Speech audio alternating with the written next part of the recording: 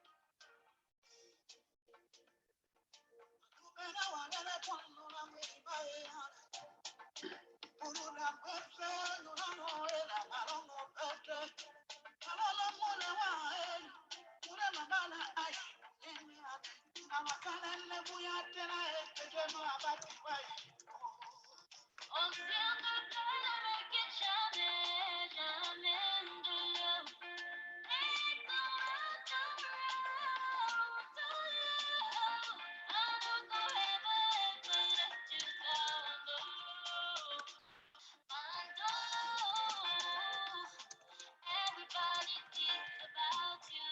You are so beautiful. And I love you. You are so beautiful.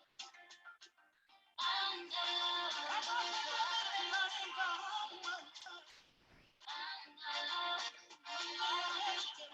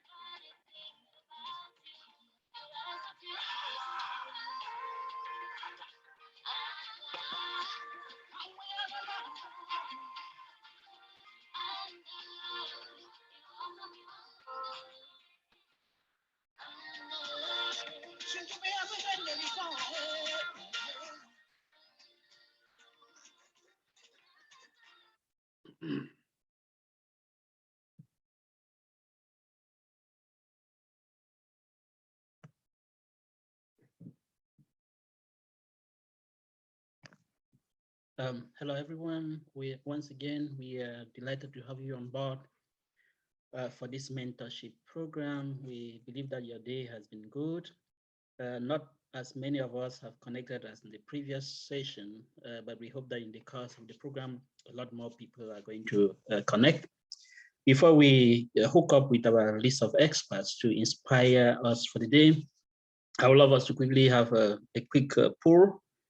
So just watch your phone keenly or whatever device you are using, then give us some responses to these questions. And there we go. So check out the questions you see on your screen. Give a thought to them and let's have your answers.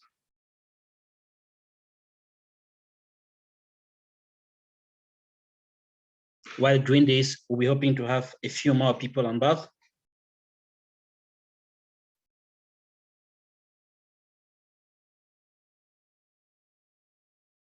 So we have 3 questions there. Give responses to, just a survey for appraisal.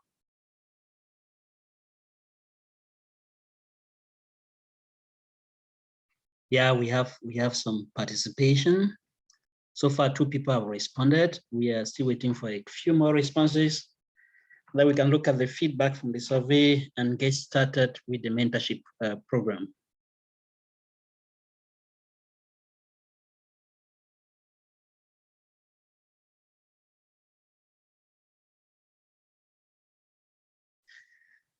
Okay, we have a participation of, we have 4 responses so far.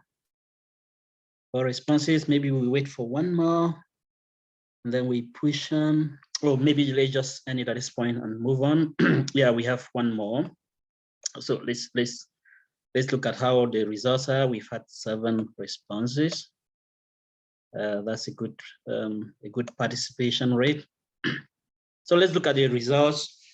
The first question: have you no? Yeah, the first question here on my screen: have you applied for this program before? So we have just 1 person out of 7 who said yes. And then we have 7 people who say no. So this tells us how much work needs to be done. When you're applying for your first time, there's a lot of direction that you need. Then the next question: have you the next question,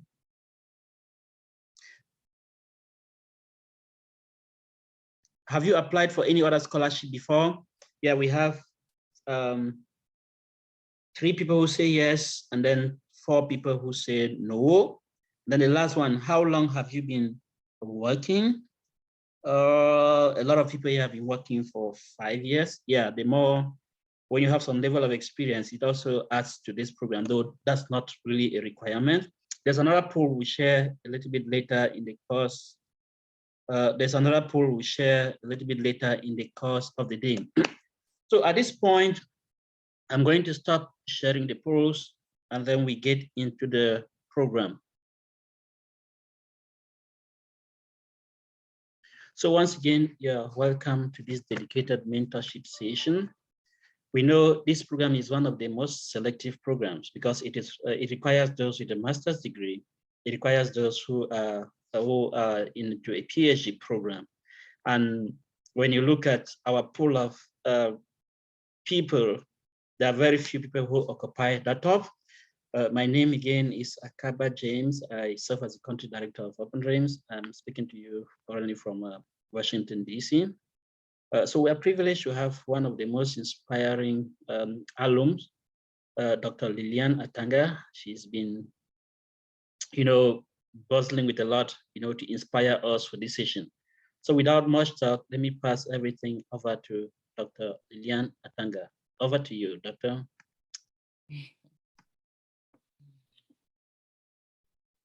My video doesn't seem to come on. I'll have to work on. Oh, yeah, here we go. Okay, good day, everyone. I recognize a few people, and I want to thank you, James, for this opportunity to speak and to meet Moses Samje, Professor Moses Samje. Moses, good day. Moses, are you there? Okay. Sure, Lilian, I'm right here. Good day. Nice to see you again after a while. Good to see you indeed. We traveled the same year to the Fulbright program, research program in the United States. Those of you who are here must have thought actively about this application. And it starts with a dream. I always say everything starts with a dream. It's good to dream. When you dream, you lift your hands to the sky, and like this, and like women say, the least you can do is raise your breast, even if you don't reach the sky. So it's good that we are lifting our hands up to the sky. What do I have to say? This success in scholarship, fellowship, grant applications is not accidental. You don't just enter and then you kneel and you pray that you succeed and you succeed. I'm a Christian, but you have to actively ask. You don't just have to ask in prayer. You have to actively ask. In my Fulbright journey, I had a physical mentor. You're lucky to be having virtual mentors. I had a physical mentor who was a Fulbrighter. He gave me his application document the proposal, which was very helpful because I saw the way he laid out answers to the different questions that needed to be responded to. That was very helpful in having a visual document that I could look through rather than just think out the instructions. But also, I don't know about Moses. I think one other key winning thing is to have been actively involved in research with your host community, your expected host community. For example, have you been communicating with a researcher in an institution in the US? I found that very helpful in the sense that by the time I requested for a recommendation, it was readily written by someone with whom I had co-published. And when they read my proposal, a lot of them know what it is that is required in a proposal. They said, why don't you add this? Why don't you drop this? This sounds redundant. Why don't you answer this question? Why don't you? All the why don't you that I responded to in the review from my host were very useful in the acceptance of my proposal. Another thing that I've learned over the years in the different scholarships and fellowships I've had is, it's not because you're a first-class student or a 4.0 GPA student or a researcher who's published 20 articles in a journal or high-impact journals that gets you to have the scholarship or fellowship. It is the impact of what you want to do in the two communities, the donor community and the beneficiary community. These are public funds, they are not private funds, and therefore each government wants to see themselves benefit from your time away, because when you are away, your government or your employer still pays you your salary. And when you are away, the funding government also gives you a stipend, a living allowance. So these are a lot of funds that nobody wants to waste. So the idea is you want to be given time away to actively think and write on that thing that you didn't have time while you were teaching or working in Cameroon to do. So what is it in that thing that you are doing that is going to impact, 1, your students, 2, your university, 3, your community, 4, your nation, and 5, the benefiting country. And in the benefiting country, how would it impact your immediate community the donor country? How would it impact the immediate donor country? That is the students of that institution, the colleagues of that institution, the institution itself, the county, the state, and the United States. So I'll give you an active example. I was to research on inclusion of grassroots in political participation using social media. So in that, I had to demonstrate the research strength of it. How will my students benefit from it? There, I had to show the methodologies and the theories I am using, which I am going to be learning, which access to library and publications will give, which I didn't have in Cameroon. I needed to demonstrate that I will publish a documentation from the research I will achieve there, thereby showing visibility of my university, which is not very known beyond my immediate context. I was going to show that the government of Cameroon, through social media, can include populations that do not have access to political debate using social media. I had to demonstrate that even diaspora communities have the capacity to participate in politics using the social media, therefore, or even disrupt political processes. So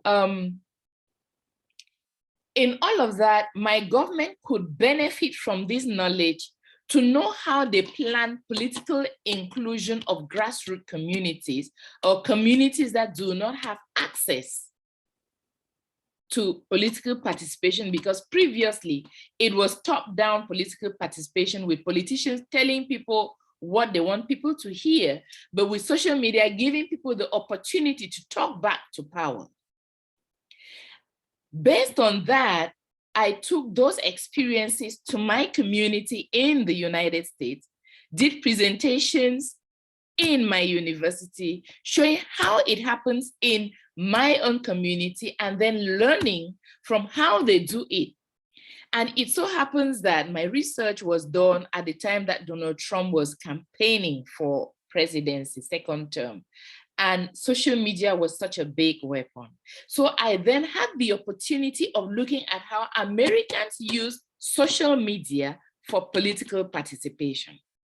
So it is not just research on social media and political participation, but demonstrating how that research you want to carry out impacts your home community and the host community. For me, that was a very important variable in winning the grant. Another thing that I found important was the linkage of the expected research to my previous research and my future research. How does the current research draw on my past research experiences, successes and failures? And how would it impact on my future research, on the research of my students, on the research of my colleagues? How was I going to impact my community like I am doing now? How was that knowledge going to be useful post Fulbright? So the strength of your application will be in the research proposal itself, your methodologies, your theories. Are you aware of the methodologies you use? Is your data feasible, or is it some abstract work that is not attainable? Remember, your proposals have to be smart. We all know what SMART is. They're specific, they're measurable, they're attainable, they're realistic, on target, and some people say even smarter. They need to be sure that you can actually achieve that work within the context of your 3 months or 9 months or whatever period you have within the fellowship program. So I want you to go back into your research. I have barely 3 minutes to go. I want you to go back into your individual research and briefly answer the questions, like in a couple of sentences. What is your methodology? If you can spell out the methodology in 1-2 sentences. What theories are you using? What data do you have? What results do you expect? If you can have that academically, it's probably strong. Also, you look at your timeline. Is your timeline realistic? To collect that data, analyze it, and attain the results you expect. Then finally, list 4 impacts in your home community and 4 impacts in your host community. if you are able to list this realistically, that will make someone interested in what you are saying and not just dismiss it. Take, for example, people in literature. I have a project which is a collection of poems from women expressing their pain in conflict situation. Assuming that you're going to carry out research on literature in conflict, what are you trying to show?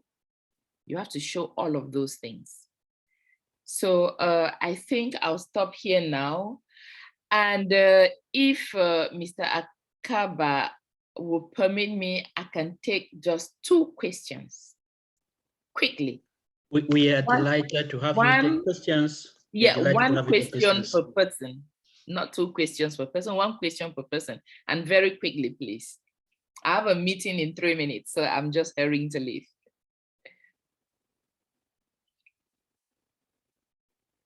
So if you have a question, unmute your microphone and ask it right away. Doctor, while they are well, there seems to be no questions. I don't see any hands raised or anybody speaking. And then maybe everyone is very prepared.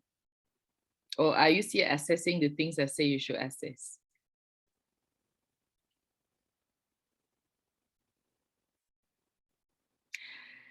Okay, doctor, fellow applicants, you have to remember that there are just 3 places. My meeting with the US Embassy, there were over 100 participants, so you'll be having at least 50 applications to compete with. Joseph, you have a question? Yes, please. Thank you very much for giving me the opportunity to ask my question. I wish to find out if I can still submit my PhD that I am awaiting to defend as part of as a project for the Fulbright for any of the programs. That is a technical question, which I think Mr. Akaba would answer. I want to focus here more on the content of the application rather than the eligibility of the application. I think Mr. Akaba will be very disposed to answer that fully to you.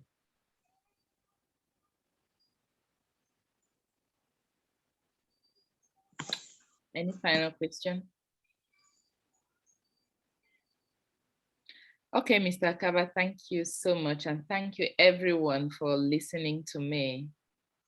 And please, I could only answer questions here. I'm not sure I'll be able to read any applications because I know very soon you may ask. I'm not sure, given the time requirement. Kopengye Rene. You have a question? Yes, good evening, everyone. My question goes thus: I wish to know if the research here involved is just about masters or are they undergraduate program? That's another eligibility question, which I think Mr. Akaba will answer. So thank you very much, Mr. Akaba. You all have a good day.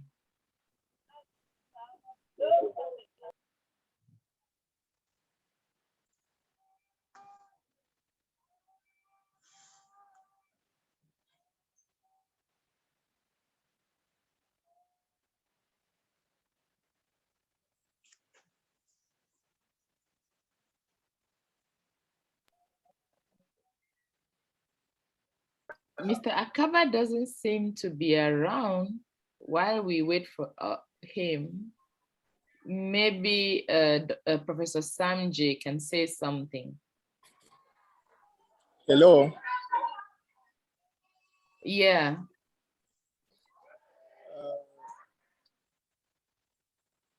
You get me?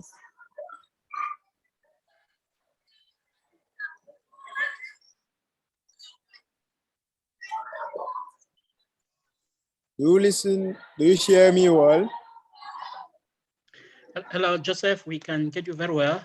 I'm sorry, my connection got disrupted for a moment. So we are so delighted to have listened to Dr. Liliana Tanga. She's extremely passionate about mentorship, and I just hope that to be able to sustain the momentum within the school. And it took a lot of, a lot of time sacrifice, to have people who have a lot of other duties, to dedicate this time for the mentorship. So we're so happy, Dr. Liliana Tanga, that you kept a lot of other things aside, to attend to this group of people. We just hope by the end of the day, our effort is going to pay off. So now let's switch over to Joseph Bainamdi. I was having a little difficulty pronouncing that name. He was part of the mentorship for last year, and we are happy to see him continuing with the same spirit of, getting more people. As we said on the first day, the Fulbright program is about people. It's more about creating community impact, and that's what a lot of former program participants are living up to. So without waste of time, over to you, Joseph. Okay, thank you, Mr. Akaba, for always inviting me. I'm delighted to be among the panelists. I'm Daliwa Joseph. Sorry, my voice is like not very well because I just finished another presentation. I'm still here at the college, so that's why you can hear some noises from students. So I just finished a presentation on another project. So I was at the University of Columbia, where I did my research at the Mechanical and Aerospace Engineering Department. I'm currently waiting my PhD defense at the University of Gaoundéré, so I'm from the far north Cameroon. I don't have my level of English is not as best like Dr. Lilian. I learned my English with my computer. I never did any English school, any English training school. So I will share with you guys some tips and what in general they are looking for in Fulbright candidates. There are main documents like the statement of purpose and the personal statement, which are like 50% consider for your selection. So lots of candidates make confuse, the personal statement and the statement of purpose. So the programs in general want to know about you as a student or researcher and your track record and background. That's what the Fulbright scholarship is looking for. They want to understand your ambitions and how the scholarship fits into these ambitions. So, and while you are applying for the course, if you are applying for geography, social science, mathematics, engineering, and aerospace, what your work history has been and what projects you are working on. And they're looking for cultural and also intellectual exchange in general. What long-term impact will you have to the Fulbright program as a whole if you become a beneficiary, like the doctor just said? And they are looking for ambassadorial skills. That's why if you can have your 4.0 GPA and they don't select you because you don't have a great aura as ambassador of Cameroon, what will you bring apart your research or your technical skills to the university? Can you sell the tradition? They are looking for those candidates. So I will start by talking about the statement of purpose. You will write at least 2 pages of this document. It's not easy. It takes time, but what it is in general, the statement of purpose tells to the admission committee who you are, what has influenced your career path so far, your professional interest, where you plan to go from here. So You don't just choose a topic or a subject or a challenge to solve through your master research or through a research program or your PhD, just like because you want to get the Fulbright program. You know, you need to have an influence card per year so that in the future they can see in long run what you are bringing to Cameroon or to your community. What do they look for in their statement of purpose? They look firstly a mix of interesting, confident and enthusiastic people who will make the class a stimulating place. You know, you will have some colleagues.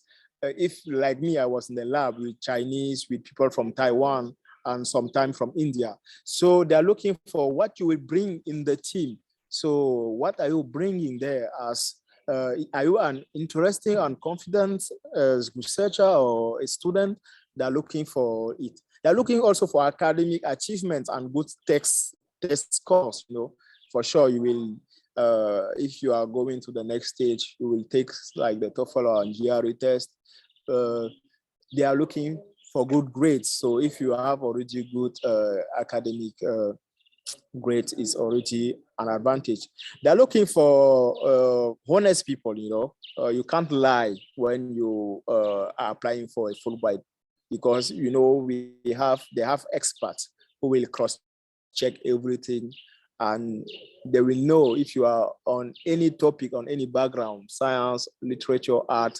They will have experts, so you cannot lie. So what do you need, you know, before writing your statement of purpose? Firstly, you should have questions about your degree, about your programs. You should brainstorm and making some outline.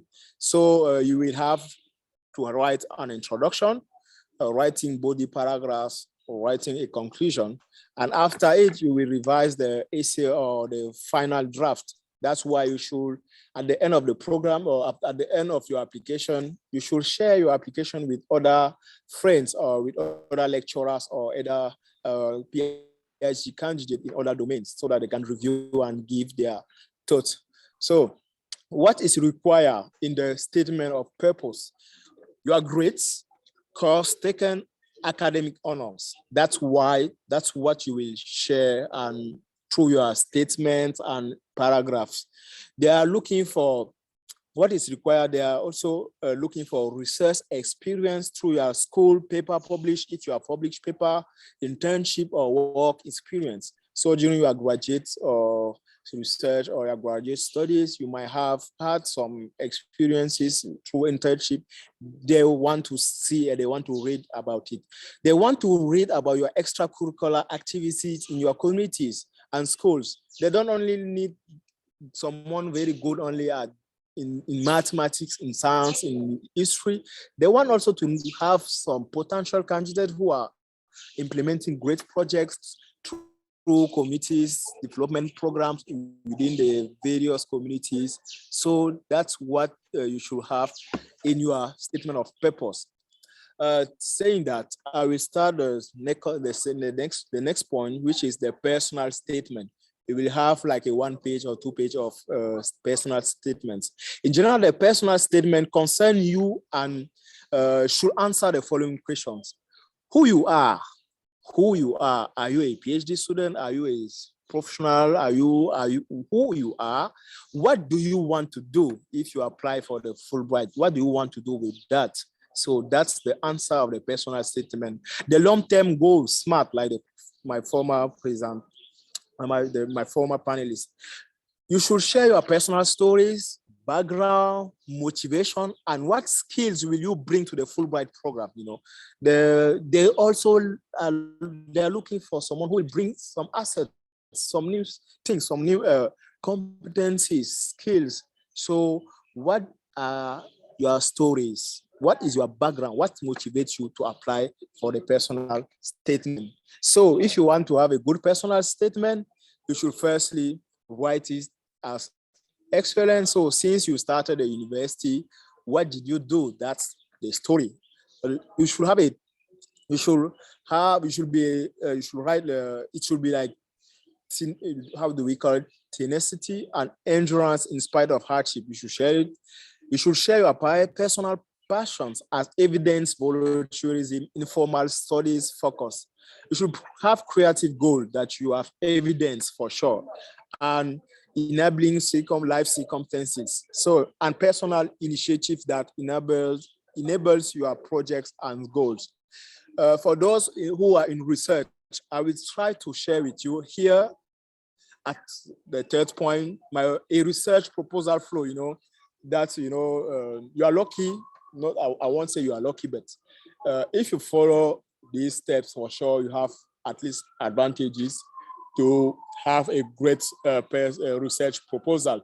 So in the research proposal or your topic or the challenges that you are trying to solve with your project or with your application, about the research proposal flow, you should firstly have the introduction, and your introduction should respond to the following questions: what, how, and why.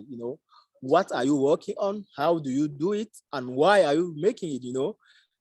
That is the research questions. After it, you should have a literature review for those who are doing research for sure.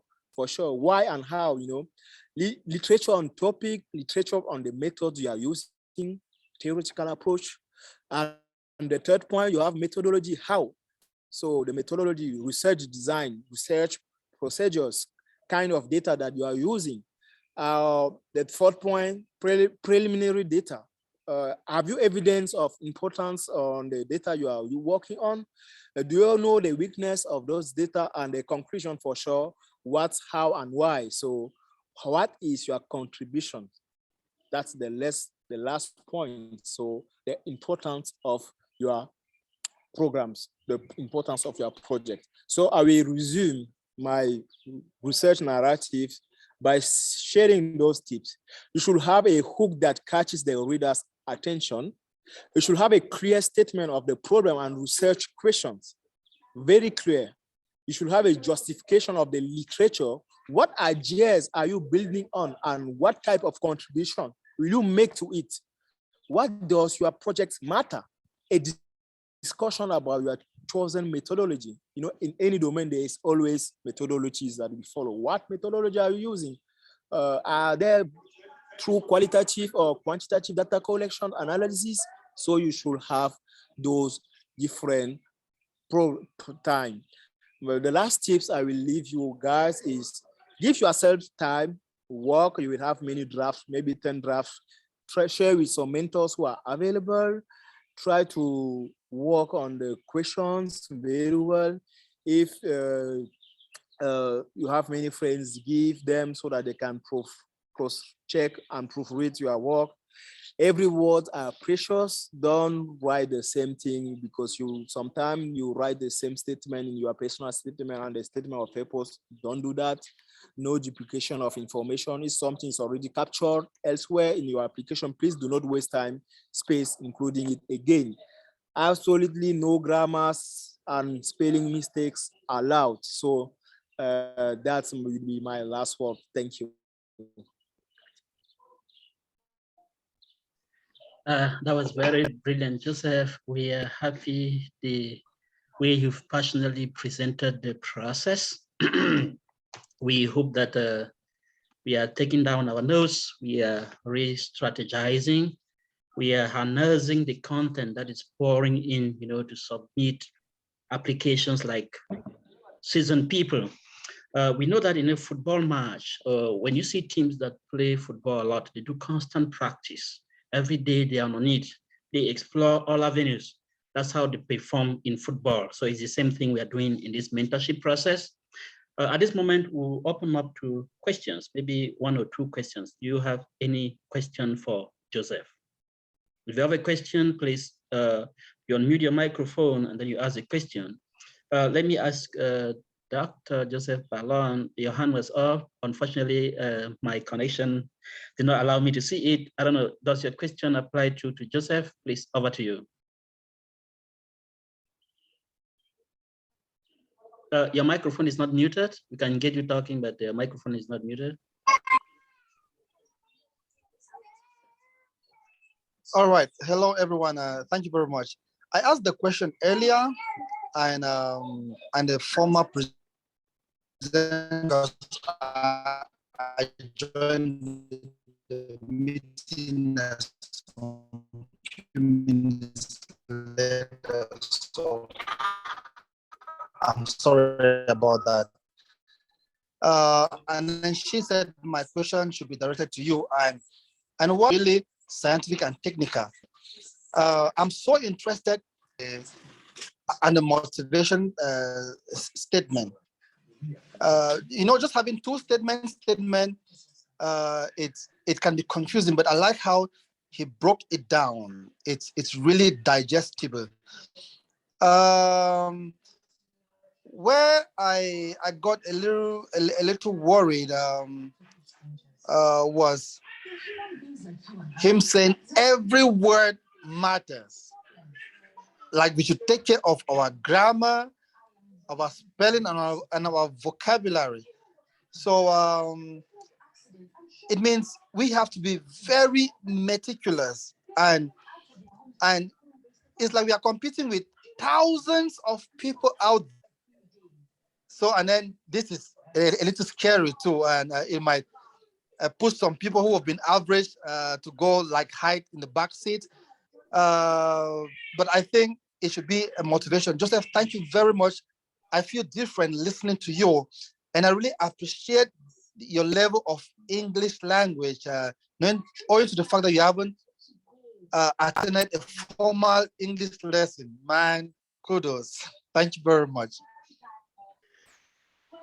Thank you very much. Thank you. Yeah, I continue to be impressed by the show that Joseph is able to put up. He's making a lot of effort, for integration, and we really love that. We're supposed to have some elements in the French language too to encourage the French speakers. I hope, Joseph, the next one at least we have some elements in the French language. And then to comment on one thing before we move to our next speaker, Joseph Ballon, Dr. Joseph Ballon just talked about, he re-echoed the aspect of every word matters. Some of us have had some opportunity to work closely with members of the public affairs section of the US Embassy. Yeah, when you're working with them, never take even a full stop for granted. You have to pay attention very diligently to every little expression, anything that comes out of you that you have to really read them. Because one thing can mar, it can make. So diligence is, like a watchword when you have dealings with them, especially on applications like this, and especially true when you are communicating. That's why this mentorship is very, very important. Okay, at this moment, we move over to one of our esteemed speakers. We're moving over to Professor Moses Samje. He is at the University of Bamenda and recently participated in this research program. We're happy to know the impact he's creating at the University of Bamenda, and for him creating time to be part of this mentorship program besides his academic duties at the University of Bamenda. In our next show, we'll be asking a question. If you got out for the Fulbright program, would you want to go back home, or you want to explore the rest of the US, the US for the rest of your life? Over to you, Professor Moses Samje. Thank you very much, James, and thank you, Joseph, for the good presentation, as well as Lillian. It would appear I just made a summary of their presentation in PowerPoint format, though we didn't have time to really sit down and discuss. So I'm going to share my screen so that everyone can see and follow up with the presentation.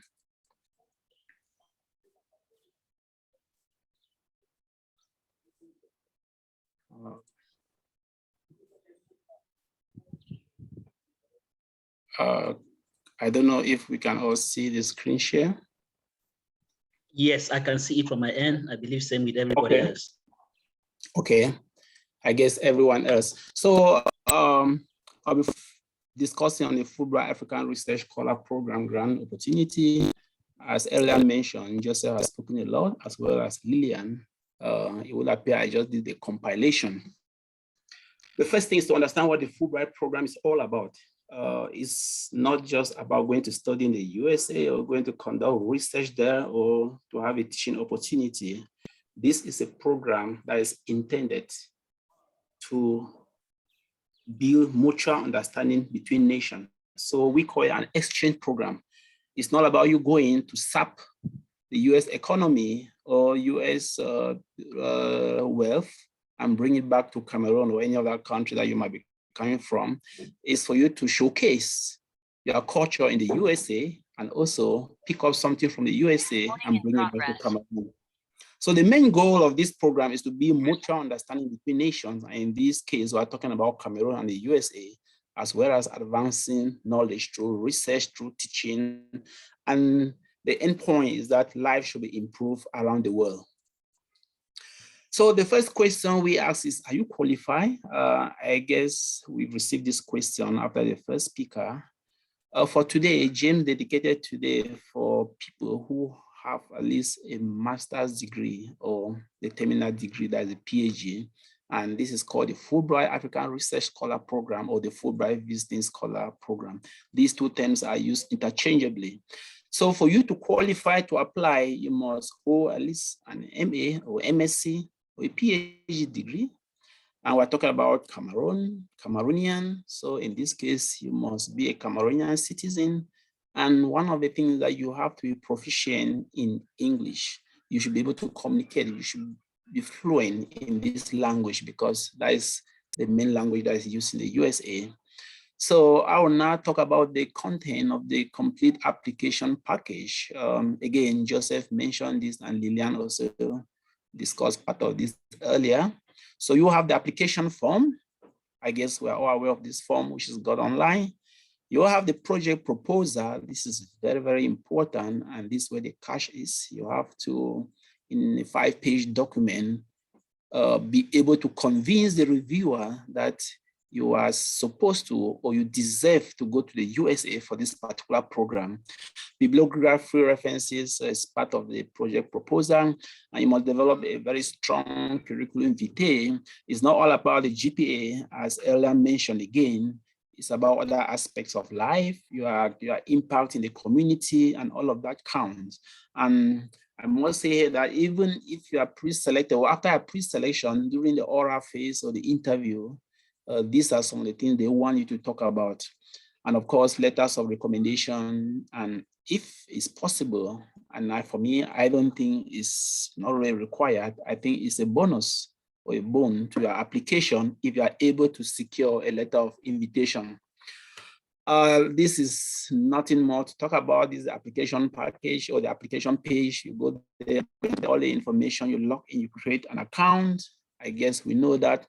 I move to the project proposal, and here, this is the core of the matter because you have to be very meticulous, irrespective of what you are going to do in the USA. Is it teaching? Is it research? Both, or any professional project? I mean, the project statement is a central element, and you must pay special attention to this. So this is supposed to be summarized in a 5-page document, and it encompasses the background, your interests, your teaching, research, philosophies. You have any relevant experience? We not talk about preliminary data, adaptability, your plan of activities, and of course, at the end of the day, what is the outcome? All of these must be presented in a very coherent, well-written statement. Remember, I mean, I guess some of us as scientists who have written scientific papers which undergo peer review. This document is going to be reviewed not only by experts. You're going to have non-experts review the document and check other elements or items in this document. So it must be addressed in a convincing or prepared in a convincing way to convince the reviewers why your application should be selected. I'll briefly talk about some elements of the research statement. Your research statement should address the following: what you propose to do. Why are you going to the US to do? What is the statement of the problem? How are you going to go about it? Joseph spoke about this briefly. What methodology are you going to employ? Why is this project important? Convince us. Why must it be done in the USA? Why don't stay back in Cameroon and do it? So you have to highlight the importance or the imperative nature of this project. And finally, what are the potential benefits? Remember, the goal of the Fulbright program is not just to sponsor you outside and you come back, it's about improving the quality of life. So what is going to be the potential benefit of your project upon your return and thereafter?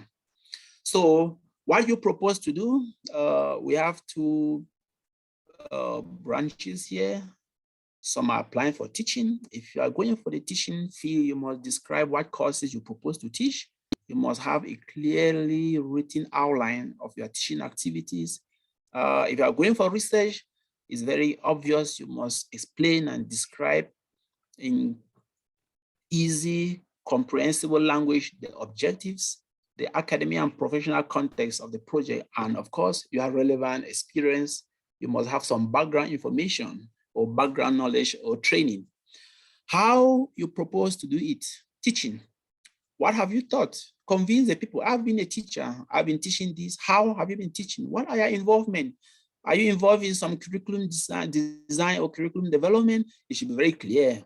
Are you involved in thesis supervision? It should be clear, because these are all elements or aspects of teaching and no capacity building. So these points have to be well highlighted in your application package. Administrative responsibility, this will let the reviewer understand that, oh, in addition to your didactic activities, you are able or you have been involved in some administration. Now for research, I'll elaborate more on research because I went as a research scholar. So I have more experience in that domain. For research, how do you expect to use this experience upon your return? Remember, after your Fulbright, you're expected to come back. So what are you going to do? Dr. Atanga spoke about visibility. Yeah, I went for the Fulbright, and if you Google my name, you're going to see the University of Bamenda. So it's not all about me. And upon my return, what is the impact at the level of the institution? What is the impact on my students and on other faculties? The research should be quite feasible, and the project should be coined in such a way that the resources and the amount of time allocated is okay for the project to be realized. While research facilities and resources are found in the host country, this is quite tricky because even when you are shortlisted, they always ask, why do you want to go and do this in the USA?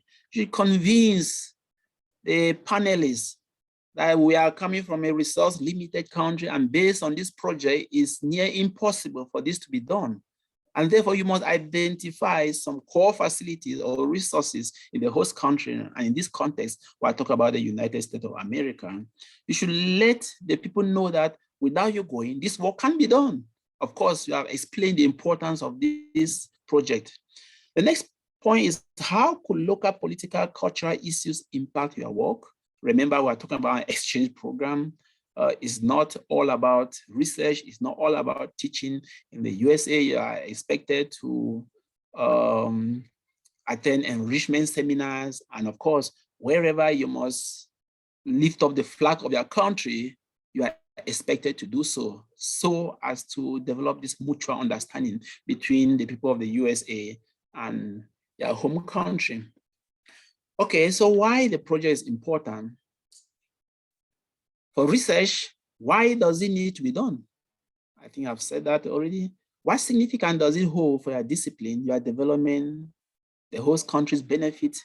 Again, I emphasize there should be some value that are taken to the USA. It's not about you going to SAP or get everything from the USA and come back.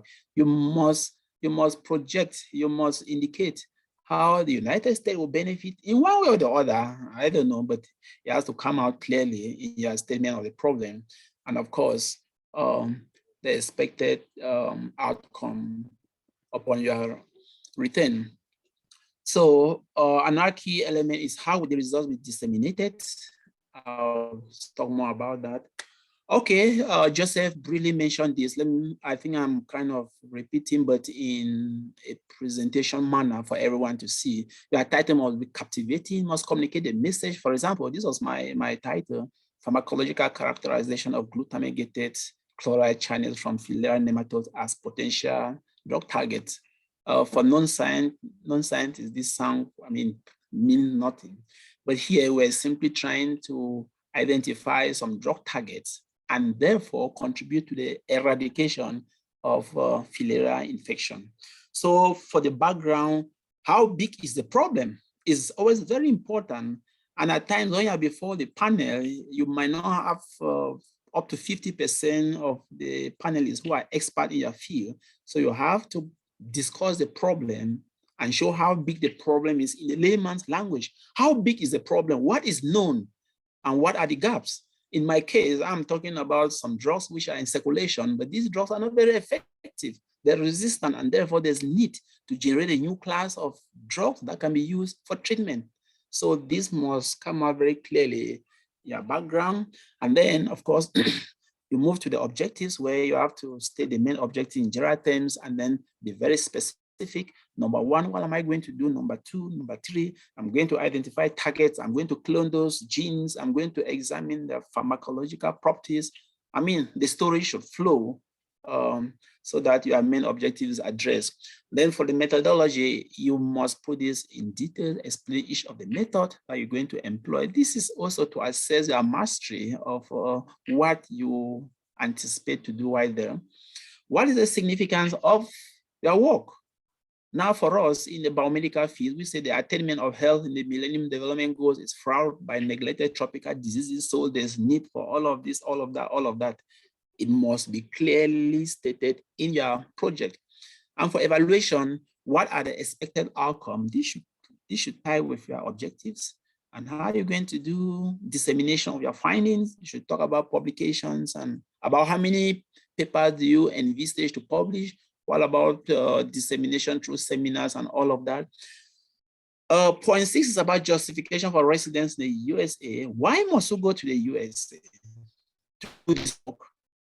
Tell us about the technical expertise there, equipment, collaboration. You want to establish some North-South collaboration and, of course, enhance knowledge in your field of interest. Then the calendar of activities must be clear and very realistic. Remember, you have maybe 5 months or up to 9 months. Tell us for 9 months, are you going to do this? How feasible is this project for the duration of time? TOEFL is rarely required in Cameroon. It's not really a prerequisite, but again, you are expected to demonstrate mastery or fluency in the English language. And then for other aspects, depending on the type of project, you'll be able to spell it out. I wouldn't stop with that, saying one thing, and this is called plagiarism. This is a major killer to great application. And I've been fortunate to be invited to review or to be in a panel for some shortlisted candidate. The embassy, and in fact, the world of science frowns as plagiarism is simply defined as a kind of kidnapper. So you must be able to present your story in your own words, your own ideas, your own images. If at all you borrow the ideas, please remember to always pay tribute to that person through referencing. And we talk of plagiarism, it could be intentional or unintentional. It's our responsibility to ensure that whether intentional or unintentional is avoided. Unintentional, you're just careless, you're just lazy, and of course, you are doing copy work in a layman's language. Unintentional, you just copy, cut, paste, and then you don't let the reader understand that that is borrowed information. Please avoid that. And these are some silly excuses for plagiarism. It's boring. If I don't get caught, it's all fine. Reviewers expect too much. I'm too busy. Let's avoid it because the consequences are always greater. And I have to pay tribute to Abraham Lincoln, who said it's more honorable to fail than to cheat to succeed. You better write a weak application and you're not shortlisted, you learn from there and then build up or develop it further next year than to copy someone's successful application and present it as your own idea. You must understand that all these applications are subjected to plagiarism tests. The software are available and you must pass the test before your application is shortlisted. So to avoid this, always quote and cite your phrases. All statistics and all information from other sources must be acknowledged, paraphrased, and summarized, and of course, give credit to the original author of the work. Quoting, paraphrasing, summarizing. I mean, These are the three main strategies to avoid plagiarism in your project. Bibliography, I guess we know that that's referencing. Curriculum vitae is a way of showcasing yourself in relation to the call. You are working in a context. Now you must bring an element that will convince the people that this person has this background information and is fit to conduct this project. Another key element is letter of recommendation. At times we take this for granted, but it's very, very important. Ensure that those who recommend you are experts in the field. You should not be in the biological sciences and you go and get a historian to write about your educational background or your professional. I mean, it doesn't tie. It's advisable to get people who are scientifically visible. I mean, it's a credit. You go to the name and you see, and the people go through the letter and they say, this letter is coming from so person. It's quite serious. So these are little tips in choosing the referee. The person should know you well, and the person should be prompt to submit the letter. Remember, it's not an excuse. It's your responsibility to get the letter submitted. And I would prefer you get the people send it online. At times the people say, I cannot, I will give you your scan and send. I mean, avoid some of those silly errors. For letter of recommendation, letter of invitation, this is not a prerequisite, but I think it's important. I think Dr. Atanga emphasized on this also. When I was going to the US under this scheme, in fact, I got 2 letters. So I was welcome in 2 laboratories. So it's important because it speaks of some kind of preliminary contact. You're in contact with the people where you want to go to and people who know about your work. And more so, it will be advisable for you to send a copy of your project to these people who are experts. You are going to work in a project they have technical expertise on. So if they review your work, I mean, in terms of the science, it's more or less very good. And this is also a starting point of collaboration. Even if you don't get a grant this year, I mean, there's something, you're in contact, you're in touch with someone. Finally, run a plagiarism test. You have softwares online to be sure. Get your documents reviewed, proofread. Joseph talked about this, avoid grammatical errors. I mean, the first, when my application was reviewed by someone in the embassy, he focused on the English, and I was just taken aback with the number of errors he detected. Avoid that. Don't give them work. Don't give the reviewers additional workload or, I mean, silly point why your application should not be shortlisted. Get someone who is not an expert in the field to review the document and correct the English. Get someone who is a scientist to review the project and correct the science in the work. And that will be perfect. Remember to submit in time. Don't wait for the last minute because you know, in the digital world, once the application is closed, it's closed. You can't call anybody to say, this is my application in my drawer. That is a cup of tea. So with this tip, I think your application is good. When you are invited for, if you are shortlisted and invited for interview, you have to present this, summarize this in maybe 5 minutes, and then have a little bit of exchange. You must always convince the panelists. And one of the convincing ways is a statement of the problem. Say how big the problem is, why you must go to the USA, and what you must come back and do, the type of change you envisage. You should speak with some authority, with some boldness and some confidence so that they know that truly this is an ambassador. Remember, if you are successful, you are going to the USA as an ambassador from Cameroon, and then you are coming back to the country to discharge the new things you got from America. I will end here, and I thank you so much for your keen attention. I know I've taken more than time, but I prepared this slide and I just wanted to project them for you to see. Thank you, James, and thank you, viewers. Thank you so much, Professor Sanjay. We are very delighted with your guidance. We are very delighted with your mentorship. I hope a lot of us have picked up some elements that are not necessarily reflected in the in the application launch, because when you read those instructions, they look very plain, but the intricacies are never there. The secrets are never shared, because sometimes they leave that as a way of trapping people. And I like that aspect of plagiarism that you addressed, because sometimes within our studies in Cameroon, that is something that is not given a lot of attention. I remember at the level of open dreams, some 2 years ago, our attention was alerted to one of our scholars who was studying at the university in New York, who was a little bit loose on aspects of plagiarism. So they had to ask us to come in to talk to the scholar so that those traditional, those aspects, those habits can be discarded. And I'm happy that that went well. So it is the same thing here with us. And for a situation in Cameroon, there's just so much you can come up with originally that you do not need to plagiarize. At this point, I don't know if there are some questions from the audience. While we are about taking questions, let's look at another poll. Yeah, if you have a question, please, you may just unmute your microphone and then you ask.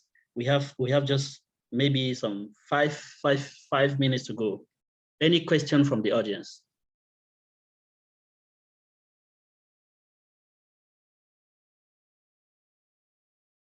Anyone with a question? You unmute your microphone and then you ask your question, please.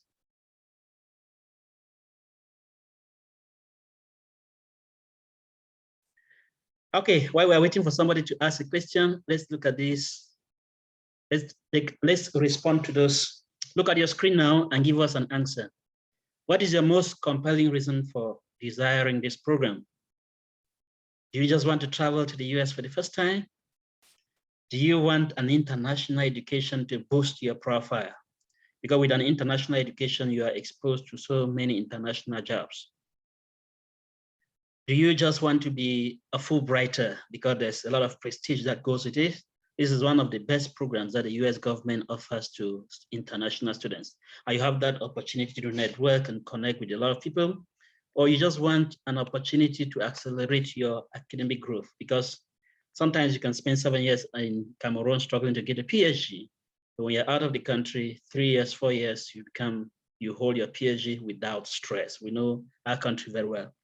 So the last question, have you applied for such a program before? Quite some answers have come in. We've had 5 people respond. We are 28 of us. Please make your voice heard. Click on whatever response that is applicable to you on the screen. Let's look at it. While you're doing that, we are still looking at the possibility to take any question, should there be one.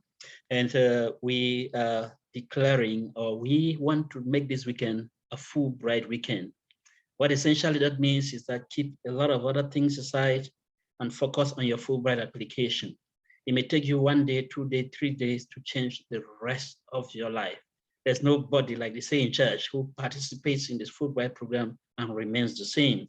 And all it takes is a few scribble, a few dedication of time, or some dedication of time. Never feel like you are not able. People look at the gaps. You feel like I can't get a letter of recommendation. I'm happy that Professor Sanjay addressed that. When I get to talk about not able to get a letter of recommendation, I feel like, are you in an island? If you knock one door, it doesn't open, what happens? Knock the next door. Once you mean it, you get it. Yeah. So so this is a program that is really, really life transforming, and we don't even need to talk a lot more about the opportunities that come with it. Sometimes you see just the earnings somebody who has participated in such a program can have while working with an international organization or whatever. It makes a lot of meaning. So we have so far 15 responses. Let's look at what the reflection has been. While we are doing this, if you have a question, please just put up your hand, and then we can let you take the question, or we'll let you ask a question. So now, what is your most compelling reason for desiring this program? We have a little less than, in fact, the highest is an opportunity to accelerate academic growth, which is very true. Opportunity to accelerate. Then the next one, an opportunity to have an international education. Those are very critical aspects as far as this program is concerned. And we know education in the US is very expensive. You have the State Department pay for you it saves a lot. And the last one, have you applied for such a program before? No. 13 out of 15 people say no. So you see the value of this mentorship. Now we take one question from Dr. Gilbert Mickey. After this question, we can formally close this session and then prepare for tomorrow. And for tomorrow, we'll be expecting to see all of us coming. That we have a melange of everything that we hope that we would have propelled you into the sky, and you have a successful ride as you work on your application. Over to you, Dr. Gilbert Mickey. Hi, James. Thank you very much for the opportunity, and thanks to the brilliant presenters.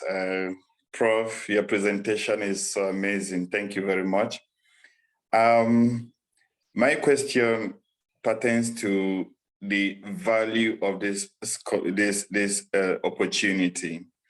I'm aware that with other programs like the Commonwealth, the Chevening, and all the like, they will be able to indicate that this is the value of this opportunity, because people want to attach sometimes importance based on value. From your experience, what can you say about the value in terms of what is actually there to fuel the research process that the US government is putting aside to drive the research for the candidates? Thank you. Thank you, Gilbert, for your question. Let me start with the news that is not very good. In terms of financial gain, the Fulbright Scholar Program is not a good one. You don't have much money there. What you are given is just for your upkeep. Now, I mean, from the polls, we realize that one of the questions is how prestigious this program is. The first is the Fulbright program is a very prestigious program. And when I was there, Donald Trump was the president. I got up one day and I opened my email. I got an email from the president of the United States welcoming me to the United States of America. I mean, I jealously keep that email and I tell people, have you ever received an email or a letter from your president? No. So that is the first thing, the prestige. And then in terms of value again, I mean, the collaboration is very, very important because because of my 9 months in the USA, I have an established collaboration with my host. We're writing grants together. We're looking at possibility for him to assist, equip my small group here and all of that. So this North Star collaboration in the field, in the world of research is tantamount to success, and that cannot be underestimated. So that's one of the things that I cherish most in the program, establishing this long-lasting collaboration. And I mean, I have a Fulbright email, so if you need my institutional email, I use that for serious things, and those who pay attention to email addresses we know this also somebody of substance, and of course the CV is enriched. So the Fulbright, I see the Fulbright program as a springboard to a career. In terms of financial benefit, is quite almost zero, but career-wise is quite good if you make good use of it and if you are able to network well. I guess I've answered. I think James can share more light. Yes. Yeah, thank you, Professor Sanjay. Yeah, in terms of if you're looking at benefiting financially, it should not be about the Fulbright program. Yeah, because the package may not be very encouraging, but what comes, the long-term gains are enormous. If you look at all former program participants, they are all well placed to the society, and just that aspect of you saying, I am a Fulbright, it carries a lot of weight. In fact, I virtually run away from opportunities now, thanks to that Fulbright. So just go in for read and invest, you know. Yeah, Okay. Thank you, James. I just asked this question because it's a series of questions that, especially young Cameroonians, they keep asking. The physical, the financial part of it, of this, some of these schemes can never outweigh the long-term benefits in terms of networking and so on. So I was just posing this question to kind of cover up for the many people who have been asking what is the value. We've been seeing the value for Commonwealth, we've been seeing the value for Chevening and so on. Yeah, thank you very much, Prof. Moses. Okay, so at this point, we'd love everybody, please just put on your camera and let's take a picture as we prepare for a final day tomorrow. Please just put up your camera and give us a broad smile as we look forward to tomorrow. Yes, please put on your camera and give out a smile without reservation. One thing about Americans is that sometimes you just see them happy for nothing. Sometimes they say Cameroonians are always very angry, shouting here and there. We smile as we take the pictures. Okay, thank you, everyone. We look forward to a final day tomorrow. Just hoping that we'll make the most of this mentorship opportunity. Have a very brilliant evening and all the best. Bye-bye.